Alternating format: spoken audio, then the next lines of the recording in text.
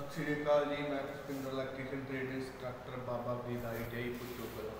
जिस तरह साडा विषय चल रहा सी प्रदीपन बारे इलूमीनेशन बारे उसके बारे असीं जाणिया कि इलूमीनेशन का जो प्रदीपन का संबंध है वो प्रकाश नाल हुंदा है। साडे ऊर्जा के कुदरती सोमे सूरज तो जी स्टार्ट किया असीं पढ़िया सी कि किस तरह जो है एक तापमान से जो किसी वस्तु को गर्म कराया जाता है तो वो विचों की है विकिरण ऊर्जा जी उत्सर्जित होनी शुरू हो जाती है।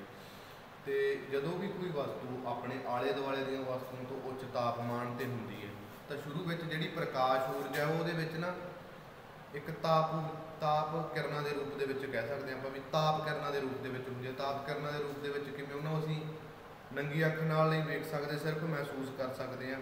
जिस तरह जो किसी वस्तु को एक तापमान से असीं गर्म करते हैं तो उसमें जो असीं हथ लावांगे तो सानूं पता लगू कि वस्तु गर्म है, ठीक है। उसनूं सिर्फ एक असीं महसूस कर सकते हैं, उसनूं नंगी अख नाल नहीं वेख सकते।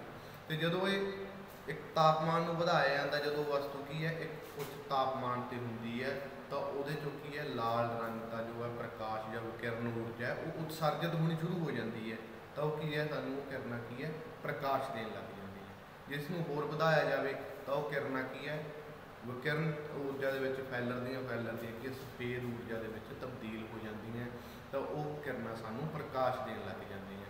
800 डिग्री सैल्सीयस आप पिछली बार पढ़ा कि 800 डिग्री तापमान से जो की है किसी वस्तु को गर्म करते हैं तो वो की है लाल रंग दियाँ जो कहते हैं लाल गर्म किरणा जो होंगी हैं उत्सर्जित होंगी हैं तो वो की है विकिरण ऊर्जा के रूप में फैलन लग जाती है। जिस तरह मैं पिछली वीडियो के तुहानूं एक उदाहरण दी थी जो साडे बोर्ड के स्विच बोर्ड से इंडीकेटर लगे होंगे है भी किस तरह वो की है जो स्टार्टिंग के वो असीं बिजली की धारा दिंदे आ तो की होंगी है गर्म होंगी है हौली हौली विकिरण ऊर्जा फैलती है। शुरू के जोड़ा खेत्रफल बहुत ज़्यादा होंदा है तो हौली हौली जो एक रेंज के आ जाए किरणा तो सानूं की है प्रकाश देन लग जाती है। इस बारे असीं पढ़िया सी। हुण उस तो आपां अगे चलदे हां थोड़ा कि किन्ना कुछ गर्म करिए भी असीं पिछली बार वेख्या कि किन्ना कुछ गर्म करिए जो सानूं उहदे विचों प्रकाश ऊर्जा जो है उत्सर्जित होने लग जाए जां कह लो लाल किरण उहदे विचों उत्सर्जित होने लग जान तो आपां उहदे बारे पढ़िया कि 800 डिग्री तापमान घट्टो घट्ट होवे तां की हुंदा है उहदे विचों की है प्रकाश किरणा जो उत्सर्जित होने लग जांदियां। जिन्नियां भी प्रकाश किरणा उत्सर्जित होंदियां वो एक जो स्पैक्ट्रम से प्रकाश तल से जो किरणा पैंदियां जो कोई प्रकाश उत्सर्जित होंदा है तो वह जो प्रकाश किरण है उन्होंने लंबाई भी वक्-वक् होंदी है वध घट फ्रिक्वेंसी का भी उन्होंने फर्क होंदा है तो उन्होंने कह लो लंबाई का फर्क होंदा उन्होंने अलग अलग वेव लेंथ होंदी है तो अलग अलग प्रकार के उन्होंने रंग होंगे जो मिल के की है सफेद प्रकाश ऊर्जा का निर्माण करते हैं जिहदे नाल सानू रोशनी मिलती है। तो इसनूं हुण आपां कह देंगे कि इन्हां दी वक्-वक् इकाइयां जिवें वेव लेंथ प्रकाश ऊर्जा जो वेव लेंथ उत्पन्न होंदी है जो विकिरण ऊर्जा के रूप में वो उत्सर्जित होंदियां किरणा हरेक जिहड़ी विकिरण है हरेक विकिरण की घट वध लेंथ हो सकती है उसकी लंबाई होंदी है उन्होंने असीं कुछ इकाइयां द्वारा की है प्रवाह व्यक्त कर सकते हैं भी कुछ इकाइयां होंदियां उन्होंने नाल असीं एक लिख के दर्शा सकते हैं उन्होंने वेव लेंथ बारे जान सकते हैं। जिवें कि असीं पढ़िया कि शुरू के लाल किरणा के रूप में ताप है जो किरणा उत्सर्जित होंदी है तो उन्होंने की है भी 1 माइक्रोन के रूप में या एक 1 माइक्रोन इकाई के रूप में असीं उन्होंने लिख सकते हैं।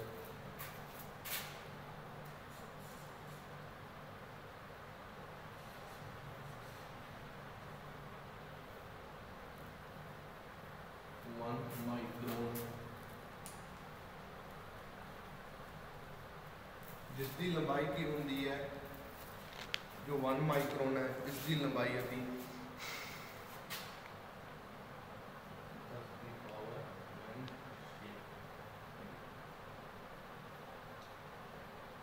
1 तो दूसरिया जो साडियां किरणा उन्होंने अभी उसकी इकाई अभी एंगस्ट्रॉम आती है जिमें कह लो 1 एंगस्ट्रॉम।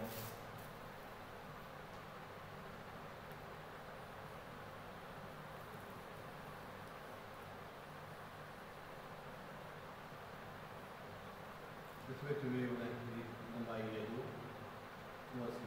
10 की पावर -10।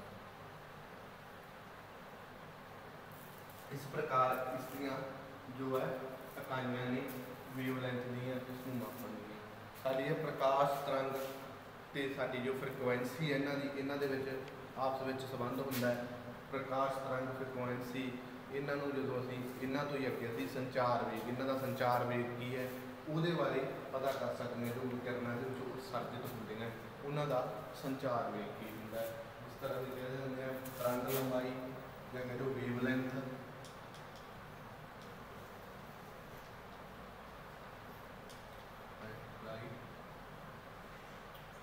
ਫ੍ਰੀਕੁਐਂਸੀ,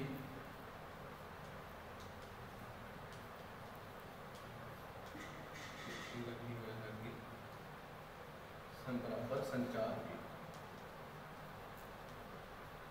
ਇਹਨਾਂ ਦਾ ਆਪਸ ਵਿੱਚ ਸੰਬੰਧ ਹੈ ਤਰੰਗ ਲੰਬਾਈ ਤੇ ਫ੍ਰੀਕੁਐਂਸੀ ਦਾ। ਇਹਦੇ ਤੋਂ ਅਸੀਂ ਅੱਗੇ ਸੰਚਾਰ ਵੇਗ ਬਾਰੇ ਪਤਾ ਕਰ ਸਕਦੇ ਹਾਂ। ਜਿਹੜਾ ਸੰਚਾਰ ਵੇਗ ਕੀ ਹੈ, ਕਿਸ ਤਰ੍ਹਾਂ ਇਹ ਉਤਸਰਜਿਤ ਹੋ ਰਹੀ ਹੈ।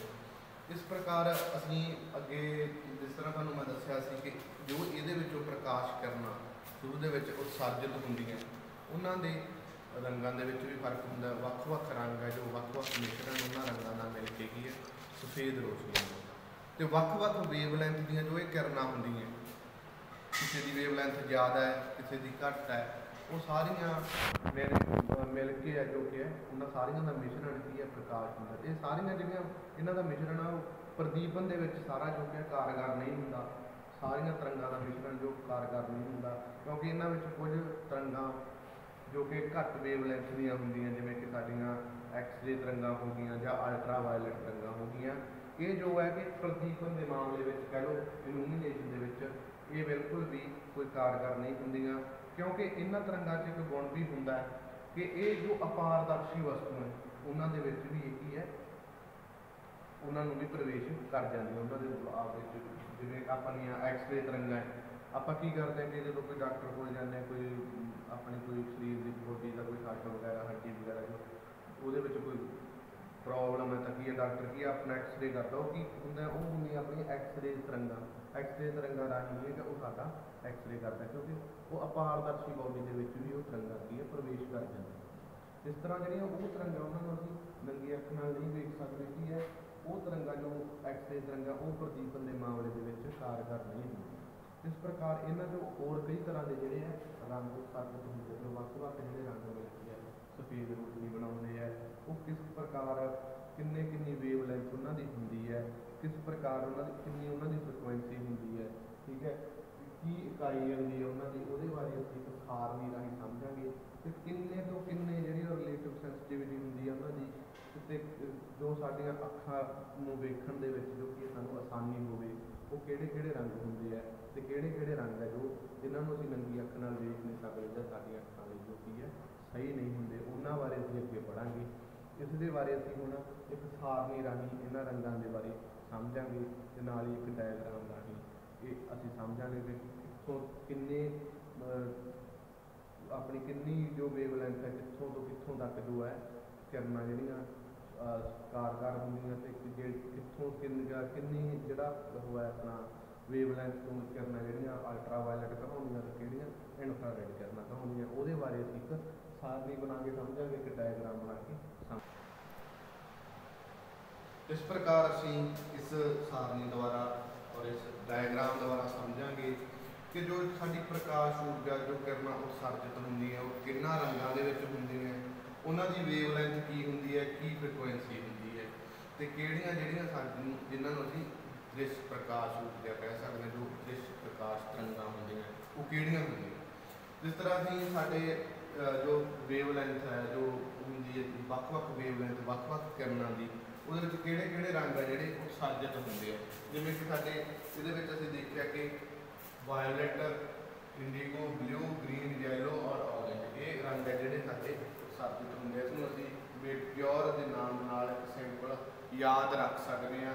ਜਿਵੇਂ ਕਿ V ਤੋਂ ਵਾਇਲਟ ਸਾਡਾ ਬੈਂਗਨੀ ਰੰਗ ਹੋ ਗਿਆ, I ਤੋਂ ਇੰਡੀਗੋ ਸਾਡਾ ਜਾਮਨੀ ਰੰਗ ਹੋ ਗਿਆ, ਬਲੂ ਨੀਲਾ ਔਰ G ਤੋਂ ਗ੍ਰੀਨ ਸਾਡਾ ਹਰਾ ਰੰਗ, Y ਤੋਂ ਯੈਲੋ ਪੀਲਾ, ਔਰੇਂਜ ਸੰਤਰੀ ਰੰਗ ਔਰ ਰੈੱਡ ਜੋ ਸਾਨੂੰ ਪਤਾ ਹੀ ਹੈ ਲਾਲ ਰੰਗ ਜੋ ਸ਼ੁਰੂ ਦੇ ਵਿੱਚ ਹੁੰਦਾ।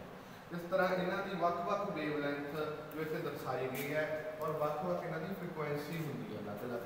ਜਿਵੇਂ ਕਿ ਵੇਵਲੈਂਥ ਸਾਡੀ ਵਾਇਲਟ ਕਲਰ ਦੀ ਜੋ ਵੇਵਲੈਂਥ ਹੈ ਸਾਡੀ ਉਹ 4000 ਹੁੰਦੀ ਹੈ ਔਰ ਜੋ ਰੈੱਡ इन्हां दी जो अपनी फ्रिक्वेंसी है 7.5 और इसकी 4.3, उस तो बाद अपनी जो फ्रिक्वेंसी की वो है पावर आप कहते 10 की पावर -14 दोवां की सेम। इस प्रकार असीं देखते हैं कि जो अपना वायोलेट कलर है उसकी वेवलैंथ रैड कलर की बजाय घट होंगी है और उसकी फ्रिक्वेंसी ज़्यादा है, तो रैड कलर की जो वेवलैंथ है वो ज़्यादा होंगी है। इस प्रकार जो साड़ियाँ 4000 तो लैके 7000 के ये विचकार जो रेंज च आउंदियां इस वेवलैंथ जो जिहड़ियां किरणां साडीआं आउंदियां उन्हां नूं असीं दृश्य प्रकाश कह सकते हैं। भाव उन्हां नूं असीं वेख सकते हैं, उन्हां नूं देखना साडे लई कोई हानिदायक नहीं हुंदा। इस प्रकार जो हुण आपां इस डायग्राम राहीं समझदे हैं, जिस तरह 4000 तो 7000 वेवलैंथ के विच जो भी ये रंग आउंदे हैं इन्हां नूं असीं वेख सकते हैं, साडा दृश्य प्रकाश हुंदा है। जेकर 4000 तो घटदा है, मान लो 3800 किसी वेवलैंथ की है, किसी तरंग की जो वेवलैंथ है 3800, किसी की 8000 50000 इस तो ज़्यादा किवें भी है, वो जिहड़ी हुंदी है ना वो साडीआं अखां दे लई भी सही नहीं हुंदी, ते वो जिहड़ियां साडीआं किरणां आ जांदियां जिवें आपां कह लो अल्ट्रावायलट और इनफ्रारैड किरणां वो साडीआं हुंदियां। जिवें 4000 तो घट अगर बैंगनी तो रंग तो पिछे आ गई, इहनूं असीं कह दांगे अल्ट्रावायलट।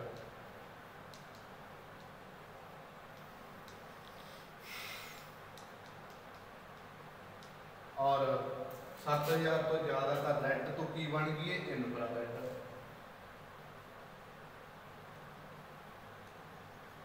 ठीक है, इस प्रकार जो इस विचकार जो रंग आउंदे वो असीं देख सकते हैं। जो आप कहते हैं कि आप बुक दे विच भी पढ़िया कि फेक जो है अपनी कह दो रिलेटिव सेंसिटिविटी वाली वो की होंदा कि जो 5500 एंगस्ट्रॉम जो वेवलैंथ है ਉਹਦੀ ਜਿਹੜੀ ਕੀ है सेंसिटिविटी सब तो ज़्यादा होंगी, ਉਹਦੀ संवेदनशीलता ਜਿਹੜੀ सब तो ज़्यादा होंगी है। तो उसनूं बुक ਦੇ ਵਿੱਚ ग्राफ राही भी दर्शाया गया कि वो की है असीं उसनूं सीधे तौर पर जो की है आपां कह दिंदे हैं भी एक इन्ना ਉਹਦੇ ਵੱਲ ਵੇਖ भी नहीं सकते, ਉਹਦੀ ਜਿਹੜੀ है संवेदनशीलता बहुत ज़्यादा होंगी है। तो इस प्रकार जे आपां नूं सवाल आउंदा भी है कि कितनी वेवलैंथ जो है संवेदनशीलता जी है ज़्यादा होंगी है, तो 5500 जो एंगस्ट्रॉम से की है संवेदनशीलता वेवलैंथ की सब तो ज़्यादा होंगी है। इस प्रकार 4000 तो 7000 के विचकार जो भी वेवलैंथ दी किरणां उन्होंने असीं दृश्य प्रकाश मानते हैं, उन्होंने असीं वेख भी सकते। इस तो ज़्यादा इंफ्रारैड और अल्ट्रावायलट इन्होंने असीं ईथर तरंगां भी कह दिंदे हैं।